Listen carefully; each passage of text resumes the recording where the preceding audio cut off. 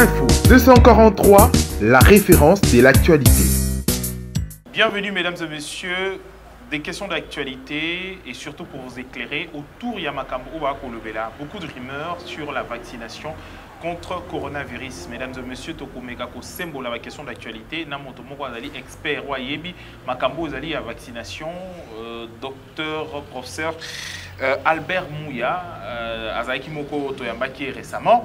Bonjour, docteur Albert Mouya. Bonjour, Ndeko Raphaël Lukonka. Alors, Toko Yoka d'abord sur ces termes, Oezali et Bimi d'abord et Asika, pour Nabatomi, Soupé Bako Yoka, infodémiologie. C'est quoi l'infodémiologie?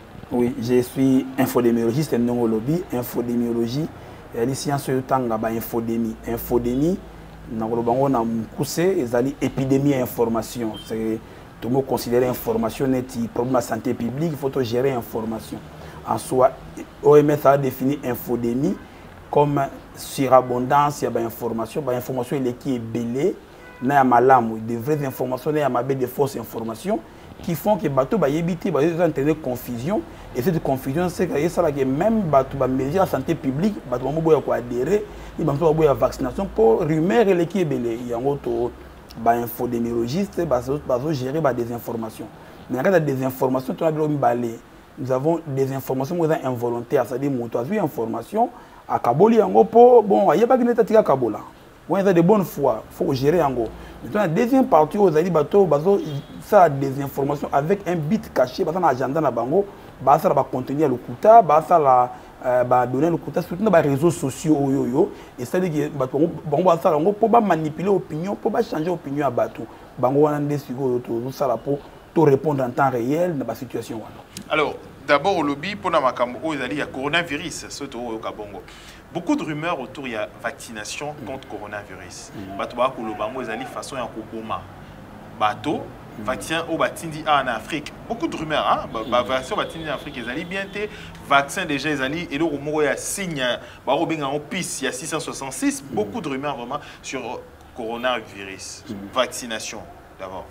Et là, on est en tant que moto d'abord humain, où il y a vaccination pour les docteurs. Bon, le vaccin est début surtout sauver la vie humaine et belle. Mais il faut la différence entre vaccination routine, vaccin peut ça ban na ba mangwele ban na o ba mba yebi, namba la liboso surtout ba mboka na biso ya Afrique ba vacciner ba mikolo. C'est ça qui pose le premier exo vacciner parce que tout le monde vaccine ba mikolo et que bato ba mesanate. D'abord il y a ce qu'on appelle beaucoup de désinformation, beaucoup de choses qui n'ont pas été dites vraies. Et ngana bani ko ba que bato nyonso o bazana ba doute, bazana ba interrogation, bazana ba mituna, bazana ba zobate, c'est légitime, c'est normal. Pour la santé, on se pose la question. Et donc, nous avons la communication, nous avons la riposte, nous avons le programme de vaccination. Tout apporter la réponse, il y a solo sur les questions légitimes que les gens se posent. Et que nous sommes là justement, quand nous avons profité, parce que la réponse à la question. Si nous avons par exemple, pourquoi vacciner salami rapidement et que malaria, sida, tout ça vacciné? Réponse est ça. Si nous avons par exemple que pour vacciner, les gens belé. Ce qui est particulier, tu peux répondre. Vaccin d'abord, il y a les bossos, il y a 666 au film. Il y a satanique. Non. Il y a soloté parce que d'abord, vaccin a pisté, vaccin contre la seringue. Il y a seringue, premièrement, c'est qu'un vaccin, c'est un produit fabriqué en zone. Ça veut dire quoi? C'est-à-dire qu'aujourd'hui, partie il y a virus, on est pour travailler dans le laboratoire et comme produit injecté, comme information, pour nous autres, à produire des anticorps, des défense, nous autres, à lutter contre la maladie, emballassement. Les vaccins, ça peut être parce que quand les gens parlent de vaccin, tout le monde en fonction, il y a technique, ça qui est vaccin, tout le vaccin est belé. Tout le vaccin, il y a ARN messager. Ils ont mis balé au Yébani actuellement, vaccin à Pfizer, na vaccin à Moderna. Avant na paix na des bateaux chrétiens, bateaux tonga, puis bateaux tonga la bango. Tout le vaccin, tout le vaccin à vecteur actuellement, ils ont mis ça au Yébani. Tout le vaccin AstraZeneca, parmi les meilleurs vaccins dans le monde, autant dans le Congo. Tout le vaccin Johnson & Johnson, tout le vaccin Sputnik ou Russe. Après, tu as une technique, vaccin par virus atténué. On a 2 vaccins chinois, Sinopharm et Sinovac. Ce qui fait que globalement, tant que vous avez un vaccin, vaccin pour vacciner le vaccin, on va saléli, on va lobeli. Pour le vaccin, on va plus 5G. On va si vous avez 5G dans le Congo, vous avez 4G. Si vous avez plus de 5G, vous avez 5G dans le Congo. Mais le problème, c'est quoi? C'est que le monde est devenu comme un petit village. Nous avons la moins d'informations d'ailleurs à propos des réseaux sociaux. Les gens vont croire à ce que les réseaux sociaux disent sans avoir vérifié. Il y a un sujet, c'est vrai, il faut vérifier. Il y a des techniques et des méthodes. Comment on va écouter les réseaux sociaux avec des programmes? Ce que les gens ont entendu, après répondre à la bataille. Oui. Il y a des gens qui... Infodémiologie. Oui, on a une infodémiologie. Parce que j'ai fait une infodémie. Parce que nous avons un vaccin pour le vaccin est trop rapidement. Voilà, c'est une préoccupation. Il faut faire ces réponses. Nous avons un vaccin de la politique. Nous avons un vaccin de lobby. Il faut faire ces réponses appropriées. Alors, vaccin, pourquoi bazo tia quantité mingi? Une forte sensibilisation pour la vaccination en Afrique, alors qu'en Afrique, il y a des décès à manquer. En Europe, il y a des décès à mingi. On a préféré mingi qu'on travaille sur l'Afrique vraiment en matière de vaccination qu'en Europe. On a une infodémie, c'est-à-dire qu'il y a des informations qui sont soloté, mais il y a des embêtés. Il y a des moutuna ou embêtés. Je ramène toutes les préoccupations pour toi. En Europe, ils sont au match de Champions League, au match, ils sont masqués. L'Europe et l'Amérique ont déjà vacciné au moins première injection, au moins 60% de la population a au moins match vie comme normal. Oui, en Afrique, je suis d'accord, mais le plus c'est que le virus va se mettre à circuler et il faut que actuellement nous risquons de commander un réservoir à virus pendant que les maladies aussi là partout et que les gens sont vaccinés. Oui. Le coronavirus est la troisième vague, et ça va dégâts la troisième vague, mais le problème est qu'actuellement, n'ayant pas un traitement médical efficace contre le coronavirus, c'est le vaccin qui est actuellement l'outil qui a encore donné des résultats et qui donne les résultats pour causer sa vie normale. L'objectif de la vaccination, c'est un, vacciner pour la forme de gravité, il y a coronavirus, la forme Ebomaka. De deux, et tu arrêter la transmission du virus. De 3, vie est normale, tu as confinement, tu as masque, tu as 2017, 2018, 2019, autant de vie est normal. Alors, l'élo vaccination est comme moyen à souka pour éviter, pour atténuer un peu le risque aux alliés à propagation du coronavirus. Alors, pour la batterie sous où vous pensez que c'est vacciné, mais à respecter les mesures, est-ce qu'il y a quelque chose à la danger pour la société? Oui, parce en réalité, dans la société, on va vacciner à 100%, c'est-à-dire qu'on va vacciner tout le monde. Mais si on va vacciner le plus de gens possible, les gens qui sont vaccinés, ils vont atteindre l'immunité collective et protéger. Donc, pour tout comme à niveau, il faut au moins 60% il y a vacciné la population. Nous avons reçu un vaccin en beaucoup par mécanisme de vaccin AstraZeneca pour le Bango. On avait reçu environ 1 700 000 vaccins. On a dit qu'on renvoyait 200 000 vaccins. En date du 1 200 000 vaccins. Et qu'on renvoie en date du 24 juin ici, il y a eu partie de vaccins expirés qui, vaccin expiré. Il y avait deuxième lot, il fallait expirer le 27 juin. On a un autre lot qui va expirer le 7 juillet. Le 11 et le 7 juillet, il faut vérifier date. Et que ce lot-là, il est là. Moi, j'encourage les gens fortement à se faire vacciner pour se protéger contre la deuxième, troisième vague. Surtout que la troisième vague, on a un variant indien, ils ont dérangé tout le monde. Ils ont très sévère. Si on a un traitement de Covid, ils ont donc, tout se faire vacciner. Et que globalement, c'est vrai qu'il y a eu beaucoup de refus à vaccin à cause de la désinformation. Oui, parce que Batman va passer dans la TV. Anti-vaccin, je suis pro-vaccin. Moi, je me suis fait vacciner 2 fois. Je suis pro-vaccin, je suis vacciné, je suis comme cheval, je suis changé d'unité, je suis vivant. Et actuellement au Congo, jusqu'à hier, quand j'ai vu les chiffres, il y avait environ 50 000 personnes vaccinées au Congo. Et que le seul souci, c'est les 50 000 personnes vaccinées au Congo, il y a au moins la moitié de personnes étrangères. Si vous avez un vaccin, ça bien, sauté. Na tout ni question musu na ndeko ba bio vaccin wana balengi ba stériliser ba femme na biso ba boma biso et autres tozonga bana kisasa parfum ya bien utara poto hein musunya bien utara sauce utara poto corned beef utara poto kisi ya bien utaka poto bo soki mondela za posa bo mabiso akota poison na ba kisi yante azala vaccin de sa polémique. Mais là il parle d'une dimension spirituelle. Ngai nazali scientifique et scientifique tout ba fait ngai na kota mama molimo te alors na tigi molimo ba pasteur o ba sa molimo ba teya dimension spirituelle na bango et na tigi bango doit na bango. Mais c'est vrai que na campagne de vaccination tobenga ngo communication des risques et engagement communautaire. Il faudrait parler aux leaders et leaders d'opinion, bah pasteur, bah église catholique, bah pour bango pas soutenir la vaccination. Bon, en fait, tout éclairé, hein, des gens qui nous suivent hein, à la télévision comme sur Internet. C'est vrai que il aura monté un inconvénient. Mais inconvénient à la vaccination, les années. Oui, un vaccin, c'est comme tout médicament, il a des effets secondaires. Effet secondaire à liboso, ils allaient que so ba tubio tonga et ça la passe. Et soir, on est na banga tonga, tonga ça la passe. So ba vacciner yo au vanda 15 à 30 minutes na site wana pour ba infirmier va suivre yo, ba ye ba soko zana ba effet secondaire to benga ngo choc anaphylactique, ba soigner au cas.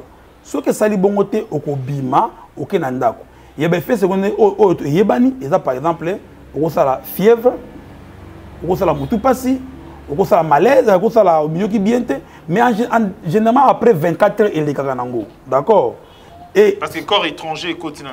Bon, ils ont tonga ni batu tonga, au fond d'après yoki pe solomo parfait pe bien te pour réagir bien te, au ça peut me dire qui so yoki bien te, ça le problème. Mais après ceux qui va vacciner mutunyon, il y a un suivi to bengango pendant 28 jours vacciner lelo, pendant 28 jours, bah tu vas service technique à PEV, bah ça la suivi à toutes les personnes vaccinées.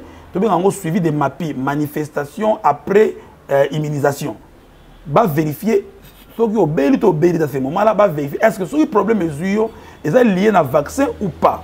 Nous avons un vaccin AstraZeneca. À un moment, on a dit qu'il y avait un caillot sanguin. Oui, il y a eu un caillot sanguin. Il y avait 22 cas. C'est 17 millions de personnes vaccinées. 17 millions. Ça veut dire qu'ils sont divisés 22 par 17 millions et ça a 0,00013. Ça veut dire que Covid, il y a un moment où tu as plus de chances de faire la caillot sanguin que plus de 1 million de fois que tu as reçu le vaccin. Ça, c'est le problème de Yangwana. Mais en tant que santé publique, globalement, et que quand on a fait cette réunion, ça qu'on doit expliquer des informations. Quand on a arrêté, c'est-à-dire que quand on a vu ces effets secondaires, dans l'Union européenne, il y a une enquête. Il faut que tu aies une relation à cause à effet. Il faut vérifier que le caillot sanguin, est-ce que tu as un vaccin? Quand on a arrêté, les gens ont fait beaucoup de bruit. Bakati, vaccin ma bé, vaccin ma bé. Mais quand on a fait les études, on a vu que les alliés, on a repris la vaccination. Dernièrement, AstraZeneca, il a sorti un médicament contre le Covid qui n'est pas efficace. Il y a un médicament efficace. Il y a une différence entre le médicament et le vaccin. Mais les réseaux sociaux, tu vas confuser la mutation. Alors, aujourd'hui, na étape de vaccination, na oizo ya ba loikoya. Toza na étape nini ya essaye toujours tout comme déjà une étape où on va attester déjà que l'élo vaccination, tout va produire tozo l'élo, ils allaient vraiment permettre moto à répondre anticorps et répondre face à la pandémie. Oui, bon, que moto na malam justement c'est beaucoup de raisons de bateaux qui vacciner trop rapidement, oui. Mais le monde peut changer, papa. Il y a 5 ans, 10 ans, on a une émission sur Internet, on a sur YouTube, sur Facebook. Et ça l'a quitté. C'est-à-dire s'il y a un développement en matière, il y a des vidéos de 5 secondes aux États-Unis, en France, en Goma, en Matadi. Pourquoi on dit que maintenant on peut faire les vaccins plus rapidement? Plus rapide. C'est-à-dire que le vaccin a été fait tester. Normalement, dans la phase animale et pas dans le laboratoire. Il faut émarquer dans la phase 1. Phase 1, tu peux si vaccin entre 10 à 100 personnes. Dans bonne santé, on a le bon pour ce vaccin. Phase 1, tu vérifier est-ce que le vaccin est fait secondaire et il est pour nous dans tout le monde est bon et marché. Tu es dans phase 2. Phase 2, entre 100 personnes à 1000 personnes. Comme raison, ils allaient vérifier est-ce que le vaccin fait réponse immunitaire autour azopesa azoti ba anticorps après to phase 3 phase 3 deux groupes bato bazui vaccin te na bo bazui vaccin to pesi bango vaccin et batali le vaccin a été fait et par exemple le cas par exemple il y a AstraZeneca il a été testé sur 43 000 personnes et aujourd'hui le vaccin était validé aujourd'hui quand on a vu les derniers chiffres dans le monde, nous avons 2 860 millions de personnes qui sont vaccinées dans le Mokili. Bon, comment on va cheval bazawat? Alors, troisième vague, parlons de la troisième vague, où ils allaient vraiment annoncer déjà Dr Muyemba, qui est grave.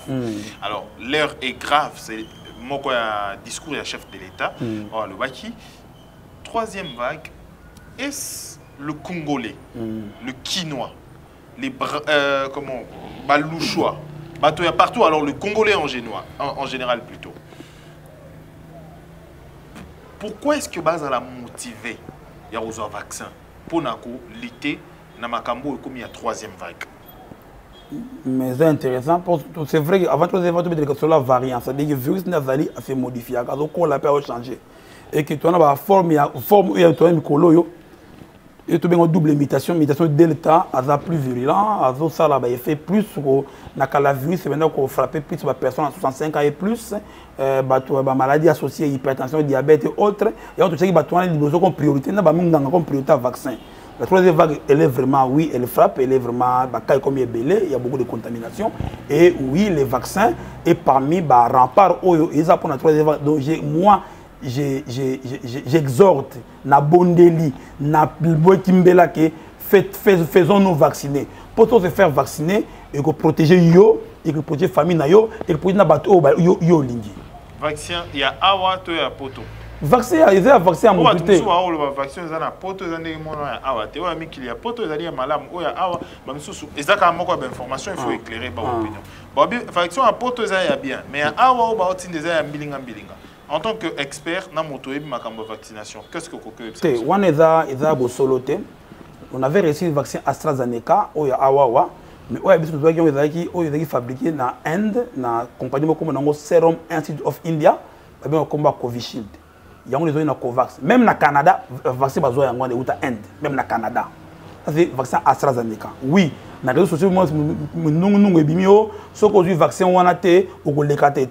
il y a un problème, c'est que l'Union européenne n'a validé que le vaccin est vaccin qui est. Si vous avez un dossier qui est validé, donc on valide dans le. Tu comprends? C'est ça le problème, c'est un problème d'incendie qui sera réglé. Oui, mais les vaccins, on les a reçus par mécanisme de Covax, le vaccin AstraZeneca, et comme le chef de l'État a dit dernièrement, actuellement, il va y avoir une autre deuxième dotation de vaccin qu'il y a. Donc, AstraZeneca, pour notre deuxième dose de vaccin, entre autres, nous avons confirmé que vaccin à Sinovac, vaccin à Johnson & Johnson, probablement vaccin à Pfizer ou bien Moderna, selon Ndenge. Mais vaccin décidément au Congo, il y a un comité consultatif où il y a un dossier à vaccin, a vérifié le vaccin bien pour le Congo et a fait un avis technique dans le ministère pour valider le vaccin. Vaccin à Congo et un vaccin à Mabete, c'est le même vaccin qu'on donne ailleurs. Vaccin au à Kinshasa, na vaccin à Londres, na vaccin à Paris, na vaccin à New York, et ça même vaccin. Donc toi c'est vacciné. Ata so aux a possibilité qu'il y a poto tikal na ozu vaccin ndenge moko. Veza vaccin moko. Biso ça vaccin ya koya. Alors parlons d'autre chose na gestion à makambo ya coronavirus. Sur le plan communicationnel. Parce que le biomoko, infodémiologie, pendant que je gérer pas information, ouais, ma bête, qu'est-ce que bino beaucoup ça là, ils spécialistes, tout tangi expert yango, tout le monde a commis manager, donc moi bateau ba yebi yango, yebi ndeni yango ça. Mais qu'est-ce que vous faites pour détruire un peu virus communicationnel, eux qui se propager et l'équipe où tu as coronavirus yango. Wana ya solo. Coronavirus, la première pandémie maladie, il y a l'ère digitale, il y a les réseaux sociaux. Ça dit qu'au Congo, on a eu un problème, c'est qu'avant, on a fait que communiquer. Mais maintenant, il faut communiquer et gérer la désinformation. Il faut détruire les rumeurs en temps réel. Apporter la bonne information. On a passé la télé, à l'information sur le et continuer bongo. Il faut maintenant, il y a plusieurs étapes, communication, autre communication des crises, information, communication informationnelle, la communication des risques et engagement communautaire. Ça veut dire que la CREC, que maladie est maladie pourquoi maladie est et ça la boye vaccin et va changer attitude na bango parce que parfois les gens prennent les attitudes parce que bah éviter. Surtout il faut associer les leaders d'opinion, la presse oui, mais il faut associer par exemple les leaders religieux parce que tout le lobby les pasteurs bazawana ba lobby il faut convaincre les bango ou bien c'est pour convaincre ba ko passer un message plus. Il y a un moment où ça plaidoyer auprès des leaders communautaires, des leaders religieux, pour structures religieuses, pour accompagner la vaccination. Et que les petits peuples, parce que na ba ko mususu ya mboka ba yoka sango ba pasteur ba yoka pasteur à église même si ba yoka information té ba to info ba comme ba relais communautaire na biso des relais communautaires qui permettent que l'information contre les vaccins pour les vaccins puisse passer. Je continue na bétu société les vaccins est sécuritaire, les vaccins est malamu bokende ko se faire vacciner, vaccinons-nous pour protéger nous-mêmes, protéger nos familles et protéger les autres. Alors quelle pharmacie to laboratoire nini et ça là vaccin pour permettre au monde entier bazo vaccin laboratoire nézaté raison pour laquelle les gens on Congolais toi plus de 80 sur 100 millions d'habitants tu habites tout à combien bah ça l'identification sous toi et billet alors oui yango dans le but que nous avons beaucoup de fournisseurs de vaccins comme aujourd'hui même sur le au on a poche le vaccin à Wenze vaccin zaté. Parce que les vaccins sont déjà préachetés. Même quand les gens disent la compagnie pharmaceutique, ça va millions. Oui, mais le plus c'est qu'ils ne sont pas capables de pouvoir, à date d'aujourd'hui, pouvoir couper ça vaccin et raison pour laquelle, même quand les vaccins sont arrivés, nous vaccinons les gens étape par étape. Parce qu'avant, on voulait vacciner les professionnels de santé, les malades dans l'hôpital. Vous avez des gens de 65 ans et plus parce que Bango mini dans la poto, la Covid mini na Congo dans la poto et nous avons des maladies chroniques, des maladies associées, hypertension, diabète, des maladies, cancer, bango dans danger sur coronavirus des bango et que ça la plus dangereux que les gens dans la bonne santé. D'accord, va se faire vacciner. C'est une profession essentielle. Les bateaux par exemple au de cause Covid mini yaka et ils ont voyage. Nous avons déjà avant l'aéroport, il faut que le vaccin a un risque. Et surtout, maintenant, le vaccin est pour tout le monde à partir de 18 ans. À partir de 18 ans, sur la volonté. Nous avons des centres de vaccination. Parce que le vaccin n'a pas de place, il faut en place au vaccin. Moi, allergie, moi, je vais surveiller. Nous avons des centres de vaccination. Il faut couper sa balise. Nous avons vacciné à Mamayemo, à Saint-Joseph, quand on va vacciner, il faut liste on est ça et que peuvent couper sa balise. Sensibiliser pour un point de faire vacciner. C'est ça. Alors, Togomo qui est Nasuka va signaler aujourd'hui. Na ba Congolais belé au ba landio ba comprendre moi des informations tout manque d'informations ou avec ta méfiance sur la vaccination et où ba zui bonne note ba zupe ou ba zuité ba comprendre tes batiquer la position na bango également je crois certainement ils peuvent revenir sur besoin qui sont en cours ba ils ont une bandeli ba landa ba qu'est-ce que au lobby je rappelle que vous êtes docteur vous allez professeur il y a université vous allez infodémiologue infodémiologiste juste donc voilà merci infodémique manager ouais. Donc infodémique ils allaient moto a gérer l'information et à l'okuta to est vrai donc pour na zongela pour na kata musika l'infodémie elle est biblique c'est dans la Bible oui. Comment on a acte des apôtres, Saint Paul était en train de prêcher les disciples de Bérée. Et les disciples de Bérée étaient toujours en train de vérifier ce que Saint Paul disait était conforme aux Écritures. Nous avons fait la maman sur les vidéos et réseaux sociaux. Nous avons dit que Bérée la Bible avant au Panza, au Mituni, vidéo, il y a sorti un Lukuta. So il y a un Lukuta. Ko Panza te, pour aux des informations, aux rimer à Lukuta. Voilà, donc c'est un infodémiologiste. Qui est biblique. Oh, alors ça remonte même dans la Bible. Alors, professeur Albert Mouya, tu comme dans cette édition de la Bisso, qu'est-ce que vous pouvez là? Congolais nyoso balandi biso. Moi, je remercie les Congolais qui sont un peuple intelligent et je continue à couper à cette que bateau babouya qui vaccin baza bazo baté basali lisumuté parce que mon amour sur la vie naie azana ba préoccupation azana ba question azana ba doute et que ba question ba doute ezaki musala na bisonde to apporter la bonne information et que les réseaux sociaux sont venus encore ko doute makasi musala na biso ko reconstruire confiance ko changer les solo ya anti-vaccin pour nous comme pro-vaccin pour nous pro-vaccin nous défendre le vaccin nous pour ça battre la vacciner et na belge c'était pour la troisième fois le vaccin il est sécuritaire faites-vous vacciner parce que se faire vacciner ça permet de se protéger soi protéger sa famille et protéger les autres. Je considère que la vaccination est un acte d'amour sur le vaccin c'est que lingi baninga ou lingi te baninga bazwa Covid. Merci. Ça n'est fini pour cette édition. Merci de l'avoir suivi, mesdames et messieurs. Bolandi Bisso sur 10e rue Télévision, également sur Info 243. Merci à Junior Bouy pour la prise de vie. Merci à Beps pour l'assistance. Merci Tokoum Nasuka. Édition la Bisso. Tokuten prochainement pour l'édition Moussoussou. Au revoir. Info 243, la référence de l'actualité.